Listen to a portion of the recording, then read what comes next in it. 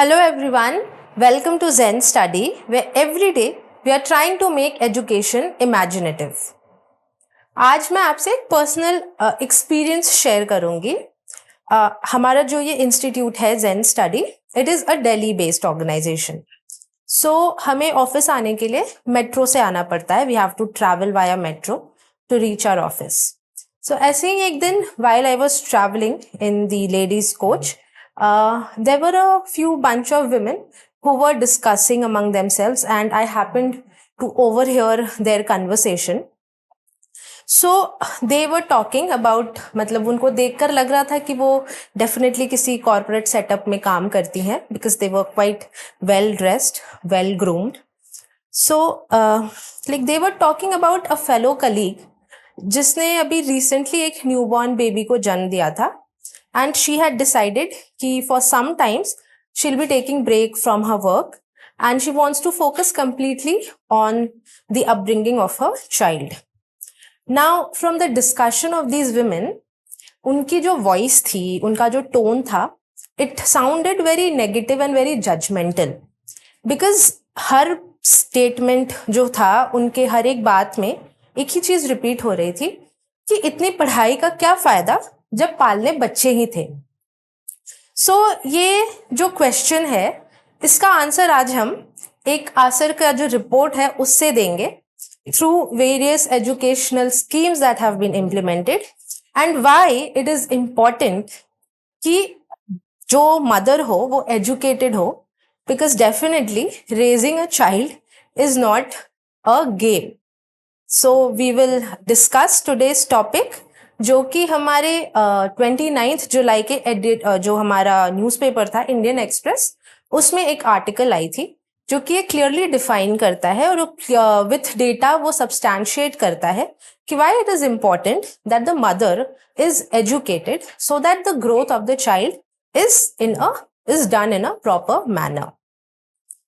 सो हम देखेंगे, like we know in 2020 the national education policy that was implemented और उसमें एक जो प्राइम ऑब्जेक्टिव था वो ये था कि टिल ग्रेड 3 जो भी बच्चे हैं जो ग्रेड 3 तक जाते हैं, क्लास 3 तक पहुंचते हैं, उनमें एक फाउंडेशनल लिटरेसी और न्यूमरेसी स्किल जो है वो डेवलप हो. दैट इज जो बेसिक एडिशन सब्ट्रैक्शन होता है वो जान सकें, वो नंबर्स को पहचान सके एंड जो बेसिक अल्फाबेट्स हैं in their regional languages as well as in English, वो इन अल्फाबेट्स को पहचान सके एज वेल एज एक मीनिंगफुल सेंटेंस कंस्ट्रक्ट कर सके.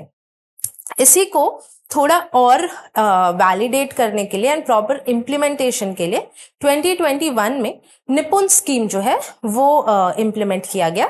निपुण scheme is national initiative for proficiency in reading with understanding and numeracy.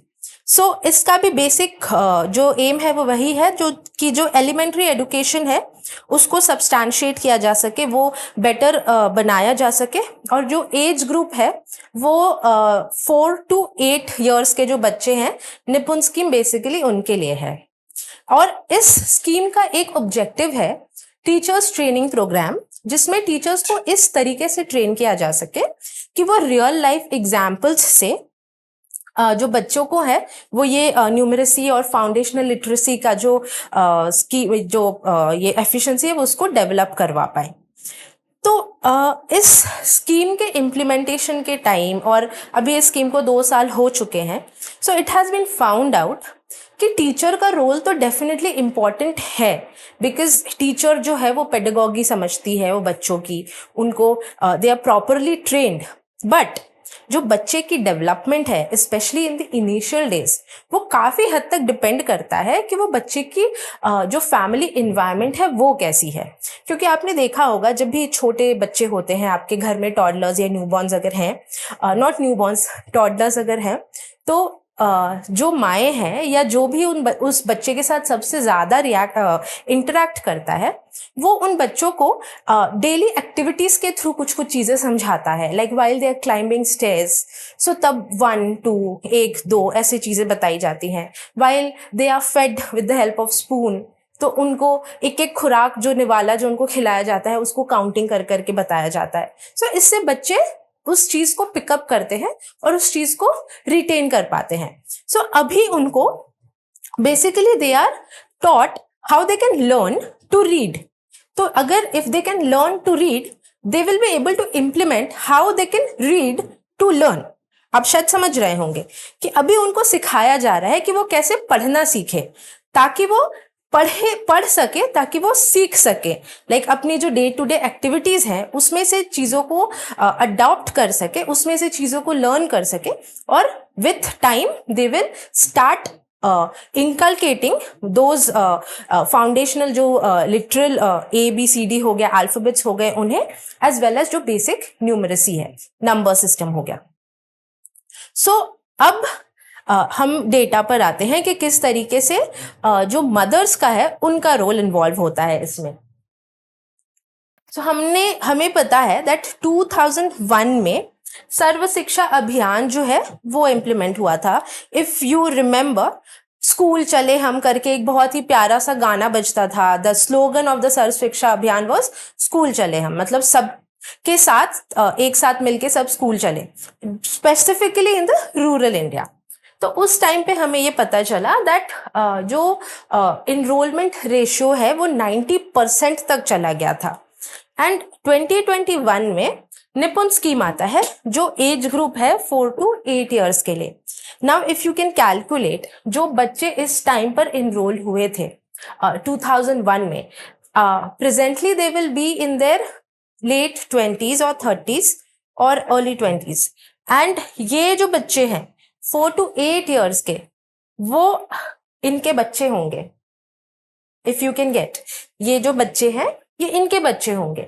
और ये पाया गया है कि जो बच्चे, जो स्पेशली जो विमेन थी जो इस टाइम पर इनरोल हुई थी, और वो चीज डायरेक्टली रिफ्लेक्ट हुआ है निपुण स्कीम में थ्रू उनके किड्स. लाइक जो हम फाउंडेशनल लिटरेसी और न्यूमेरिकल एबिलिटीज की बात कर रहे हैं, वो उन बच्चों में बहुत बेटर तरीके से देखा गया है. उन बच्चों में वो ग्रोथ ज्यादा अच्छे से महसूस की गई है जिनकी माएँ सर्व शिक्षा अभियान के टाइम पे स्कूल में एनरोल हुई थी, और उन्होंने बेसिक एलिमेंट्री एजुकेशन जो है that is up to class 5 complete किया था. Okay, now we come to the answer report, जो ये बताता है दैट हम देख पा रहे हैं that there has been an upward shift. सारे स्टेट्स जो हैं उन सारे स्टेट्स में ग्रोथ हुई है of the number of women whose mothers of young children who have studied beyond grade 5. And the most जो highest है वो है केरला, सेकेंड नंबर पे आता है हिमाचल प्रदेश, थर्ड पे आता है महाराष्ट्र. और ये चीज डायरेक्टली बच्चों में भी देखी गई है. Like there is a direct relationship. जितनी एजुकेटेड मदर है उतना ही एजुकेशन का जो लेवल है वो बच्चा किस लेवल से ग्रास्प कर पा रहा है उस अपने एजुकेशन को, उसको जो पढ़ाया जा रहा है वो कितने अच्छे से एफिशिएंसी से ग्रास्प कर पा रहा है, वो उसका डायरेक्ट रिलेशनशिप देखा गया है. ठीक है. नाउ हम बार बार ये बोल रहे हैं कि मदर्स का क्यों रोल है. सो शुड जो माएँ हैं उनका रोल यही होना चाहिए कि वो घर पे रहें और काम करने बाहर ना जाए. ये नहीं है, but because of the societal construct ऐसा बना है दैट वी हैव लाइक जो डेटा हमें मिला है उससे 65.5% जो मेल्स हैं of this age group of 15 to 29 years, they go out to work. This is the data of rural India. They go out to work and basically जो mothers हैं वही घर पे रहती हैं और वही बच्चों की देखभाल करती हैं. तो इसका मतलब ये नहीं है कि mothers should stay back, but we have to understand one thing that educational is the only way by which जो ये generational advancement है ये हो सकेगा. जो अब ये माएँ जो थी जो 2001 में जिनका enrollment हुआ था, we can एक एवरेज रेट से पता चला that they have completed their elementary education till class 5. अब वही जो इस ये एज के बच्चे हैं ये डेफिनेटली और ज्यादा साल पढ़ेंगे, may be they will complete their education till class 10. और यही बच्चे, इन बच्चों के जब बच्चे होंगे तो वो और हायर स्टडीज पर जाएंगे. So it is very important that mothers are educated so that ये जो जनरेशनल एडवांसमेंट है, ये शिफ्ट जो है वो हो सके। And education is the most important means जिसके थ्रू ये पॉसिबल होगा। Okay, so I hope you have understood this concept. See you in the next video. Thank you.